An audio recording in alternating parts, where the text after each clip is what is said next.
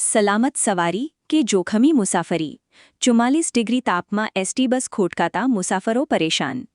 ભચાઉ નજીક આજે બપોરે લગભગ 1 વાગ્યાના સમયે ઊંઝા નખત્રાણા જતી એસટી બસ બટિયા પુલ પાસે અચાનક ખોટકાતા મુસાફરોને ભારે મુશ્કેલીનો સામનો કરવો પડ્યો કાળઝાળ 44 ડિગ્રી તાપમાન વચ્ચે બસ બંધ પડી જતા મુસાફરોને તડકામાં જ બસ ધકેલવી પડી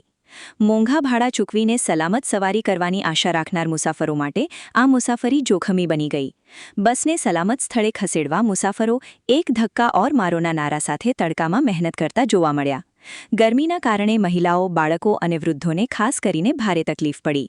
સ્થાનિક લોકો મુજબ એસટી બસ સેવા ખોટકાતા મુસાફરો પરેશાન બની રહ્યા છે છતાં સંબંધિત અધિકારીઓ કોઈ અસરકારક કાર્યવાહી કરતા નથી આવી પરિસ્થિતિમાં સલામત સવારી કેટલા અંશે સલામત છે તે સવાલ ઊભો થયો છે પ્રવાસીઓએ તાત્કાલિક સુધારા અને યોગ્ય વ્યવસ્થા કરવાની માંગ કરી છે જેથી આવી ઘટનાઓ ફરી ન બને અહેવાલ અલ્પેશ પ્રજાપતિ ભચાઉ